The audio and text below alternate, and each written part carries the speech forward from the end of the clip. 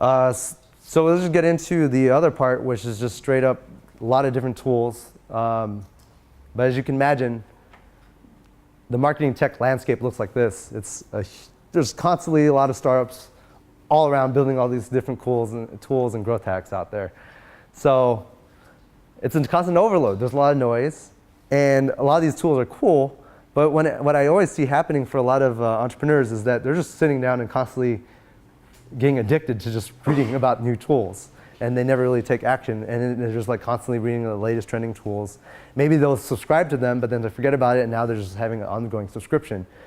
And it's just so noisy, and that's really the wrong way to really think about tools. I think everybody's so focused on what's the best growth hack, what's the best tools, without even thinking about the whole process of why they want the tool. So take a pause before even looking at any tools out there, and first, ignore all the tools. Identify what are the exact tasks you need to get done for whatever you're trying to grow. And what I mean by that is first identify the platform. So let's say you want to grow on Pinterest or you want to grow on Instagram. All right, identify, I want to grow on Instagram, okay? All right, what's the action that I need to automate or need to do? Figure out that by hand or manually. All right, I need to schedule posts. Instagram doesn't have that feature. They can let you save a draft. So what's the tools out there? Okay, so then I know that I want to go find an Instagram tool. I need help with Instagram, and then I need a tool to go schedule. So then that's when I go do research. You can Google, you can go ask a friend, but it's much more easier. But you can see here, there's different tools. The first tool is called Schedulegram, and I'll come back to these tools here. Only Pult, later. And so there's a lot of different choices out there, and again, you're going to come down to kind of analysis paralysis, where you're seeing all these different tools, like, oh, what did I sign up? I don't even know. And you're just going to bookmark it, save it, subscribe. You're not really going to really figure that out. But if you narrow it down to the few tools that you actually need to get done for that task, then it's much more easier to decide and compare what you need to do. So the first tool, this one's the one that I personally use for like Instagram scheduling. It's called Schedulegram, and they allow you to upload in bulk on your desktop and just push out your images and videos. Only Pult's another quick, easy tool. It's a little bit cheaper. And then later is more of like a notifications. A good platform to really compare all the different tools. I always go back to sites like this. It's like simply like Yelp for like business tools and little growth tools. It's called G2 Crowd. And what G2 Crowd allows you to do, you input a business, and it'll show you other similar companies out there. So let's say you put in MailChimp. It'll show you all the other competitors from MailChimp. And then it also shows you reviews, what people talk about, rating the different software and platforms out there. So that you can go out and see different requirements and research all the things that you need to get done. And it also helps you narrow down. They also have categories. So then it's going back to the other approach where you first identify, like, I need help with email marketing. Okay, then I found the email marketing tools. Don't go out and searching like all these different things out there. You're just going to be constantly bombarded. Another great tool that I personally like to use is called Zapier. Zapier allows you to kind of stitch different apps together. Usually not all apps out there have an API that you can all hook up into, and sometimes not all apps talk to each other. And so Zapier is kind of like a glue where you can say, I want MailChimp to interact with this Instagram tool. So whenever I get an email, it's going to post something to Instagram. It can do things and stitch things like that. All of it together. I think they have like a freemium model you can use, but I use Zapier to power all the automation in the background. Another tool that I also like to use is called Autopilot. Now Autopilot, what it does is like an easy drag and drop tool where I can create an automated email system. So what you're seeing here is when somebody signs up, they get hit with a welcome email. Then after that, I wait 3 days. Then I have another automatic sales email that does an outreach directly to them. And to that customer, it seems like I'm actually outreaching to them. It comes signs from my name and says, hey, so-and-so, I didn't see you sign up on our scheduled call with us. What's going on? And it just keeps hitting the gas pedal. But what it also does too is if somebody actually schedules a call with me, but doesn't actually convert as a customer lead, then I can hit them with a different series of emails. So I'm flowing customers in through different logics, different paths, and I'm essentially having an automatic follow-up system, an automatic sales system that is constantly getting people and trying to push them through the door. And I do different things from a welcome email to a follow-up email to a webinar where I'm going to go and handle objections. Then after that, do another email where I'm giving them a case study. Again, like I'm hitting people at different points and different objections automatically. So then it comes back down to the funnel idea where I can go out and focus on acquisition now because I know that my email flow and signups are going to go through a predicted path and trying to get them to conversion. And Autopilot is a great tool to help you kind of visualize and create super, super dead simple ways to do an email automation drip. Another really, really powerful tool is called Suomi. Suomi is essentially a suite of tools that you can add to your site. And it comes from like heat maps, so you can see where people are going on your website, clicking around. It also has different ways to maximize conversions. There's like pop-ups, different bars. From using Suomi, I've increased conversions by about 15% on sites for simply adding Suomi. Because what it does is it can detect people who are about to leave a website and hit them with one last final offer and capture the emails. And then once I capture the emails, that's when I go back to Autopilot, push them through my email funnel drip, and really get them to convert. And they have a lot of other tools from having share buttons on the side. Again, it's just trying to get more people coming in the door. So they just have a whole suite of tools where you just pay like a bundle, like $25 a month, and they give you a whole suite of tools, and the pricing just scales accordingly. Another powerful tool that I use is Instapage, and what I want to talk about Instapage is just the concept of landing pages. And landing pages are very powerful in the way that you can really sell a startup or an idea without even having a product. And what I mean by that is you can make a landing page look like it's an actual product. You can have a mock-up of take your UI, your UX, your wireframes, put it on the site, and just collect signups. And surprisingly enough, I've had kind of just fun ideas that I built landing pages, and some of them went viral. One of my friends made a fake landing page of a fake Chrome app that blocks out all mentioning of the Kardashians. And it got viral. And then he exploded, and he got more traction than a lot of startups spending all their time building. And then at that point, he has the traction, now he's going to build the product and service. Another friend, he built another landing page. It was Tinder for fighting. If you want to fight somebody on the streets, or you want to be, of course it's not real, but he made the app look real. And it was a landing page, and it just had to sign up. And he just got a ton of signups and just done it on PR. The whole point, though, is that even if before you even built your startup app or idea, I've seen so many times people don't focus on just getting a nice landing page. Build a landing page that really sells your product and service, at least the concept and idea, and get people to sign up. And even tell them, hey, you're on the waiting list. And what you're going to do is you always point people back to your landing page. And from there, you can constantly collect your leads and sign up. Even if you don't send anything to them, now you're creating your first funnel. And Instapage or any other type of tool out there is your first step to really getting your front page and funnel up.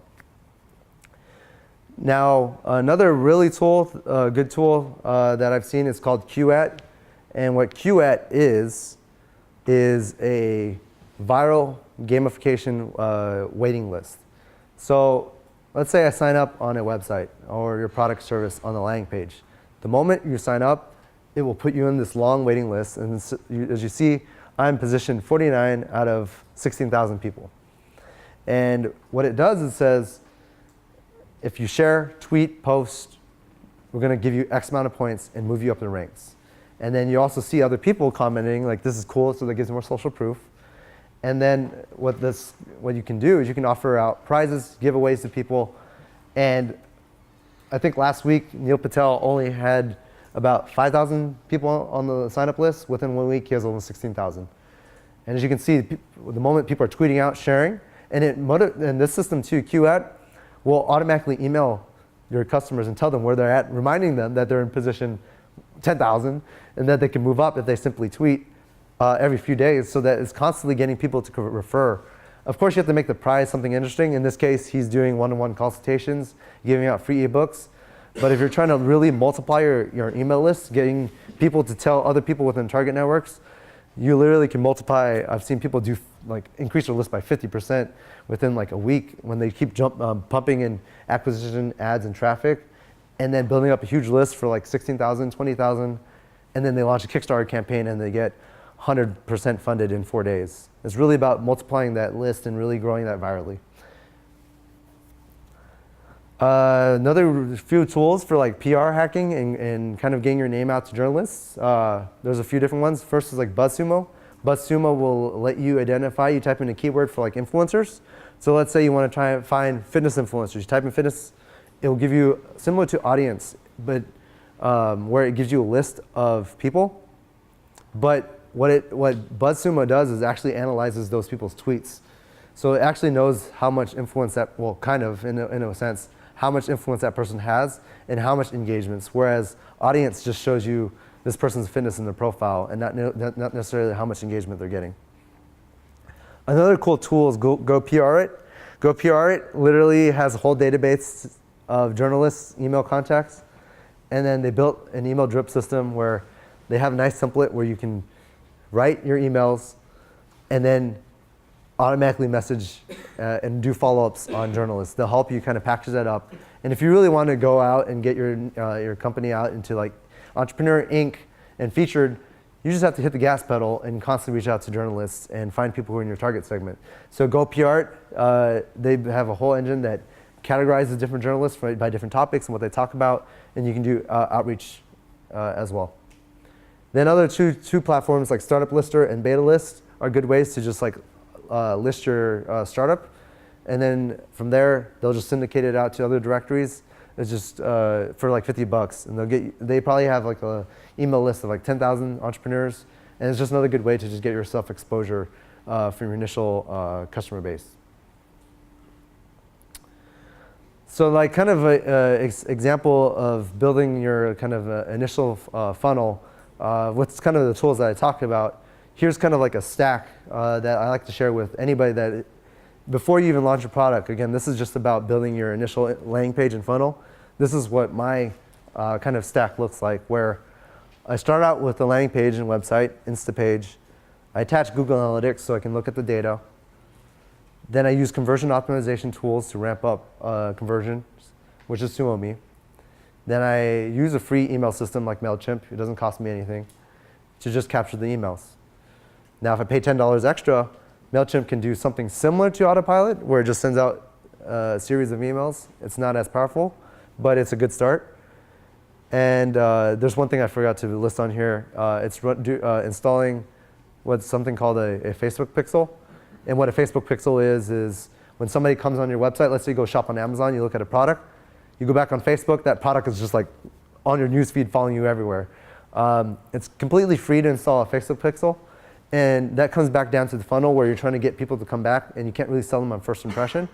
Just installing a Facebook pixel, you cookie the user, and so if somebody comes in and they leave, you can hit them with an ad and target those people and pay significantly less money because they're much more familiar with your business, and they'll come back most likely to your product and service or landing page. So this is kind of like an initial stack that I usually just give somebody to start. It's like, hey, don't worry about that. Just build your landing page, get that up. You can sub out different tools, whatever you want in between. But this gets you up and going from analytics, retention, and your whole funnel. And here's just some examples of a few different like landing pages that we help for startups. For what we did here was we just had a single conversion, which was at the very top, where people can sign up and learn more. But if they don't want to sign up immediately, that's fine. Then we give them a few value propositions and a video, and then we have another sign up. And if they don't want to do that, then we have more objections on the very bottom is like testimonials and use cases. So we're just going down deeper levels of ways to try to convince people to buy the product and service, and we're having different multiple points of conversions. Because if you don't have a conversion button and they're all the way down to the site, then you're going to potentially lose that customer. They're not ready to convert. But having different mediums too, especially like video now, video is becoming a very powerful tool and platform to really storytell and showcase your product and service. Most of the startups I've seen really kind of build like a demo reel or a little walkthrough of their product, and it just really highlights why people should be invested in your product and service. So if you can spend the time or find somebody to help you build a video, I would highly recommend you doing so. Same thing with the growth lead site. All I did was just have a landing page. But what I did here was a little bit different. I have multiple conversions on here. It's a little bit hard to see here, but I have the first initial sign up for customers who wants a consultation with my marketing services. But I also know too, people might not always want to talk to me and might not exactly want to schedule a time to talk to me. So then I have one extra button at the very bottom here. It's a little bit hard to read, but it says, no thanks, but I would like to join a growth newsletter. So my idea is this, is that sometimes scheduling a call and signing up immediately is a huge barrier for people. So I give them one other conversion, which is much more casual. It's like, all right, well, if I can't sell you today, I'm going to try to sell you tomorrow, a month from now, and I'm going to do that through content marketing. And that's where I'm seeing 25% of my traffic going up to signing up, and actually 3/4 of my conversions actually happening on my no thanks. But as you can imagine, if I did not have that button there, then you're just betting on the customer to say, I want to schedule time right now. Right now it's not a good time, and then they're not going to schedule with me, and then they're just going to bounce. But because I give them one extra thing and I'm providing them a whole different route, I'm still getting somebody that might not be ready to convert right now, but now they're on my email list. And now that I got into 2 different funnels that I am bringing them through. And again, here I'm using Suomi, which is the bar down here, to get extra conversions. This probably gets about 3 to 3% conversion. Again, if I didn't put that down there, then it would have converted at 0. It's just extra way to get people to join my newsletter. And then I have throughout my site, I just have different steps of conversions to get people to outreach to me. Another really, really good resource, which is just, without going to so many tools, growthhackers.com, which is actually built by Sean Ellis, is probably one of the best resources to go out there because there's a lot of other growth hackers coming in, sharing their ideas, their articles, and their tools. And the best way to learn is through other kind of people, marketers and growth people who are always on top of the trends. And if you're looking for more so like a directory of tools, I know I listed only some of them. There's, again, like the whole marketing tech cloud is so expensive and huge. This kind of site growth tools identify the tools based on the platforms or the subjects. So if you want email marketing, it just shows you in a nice ranking. You can go there and look at all the different tools.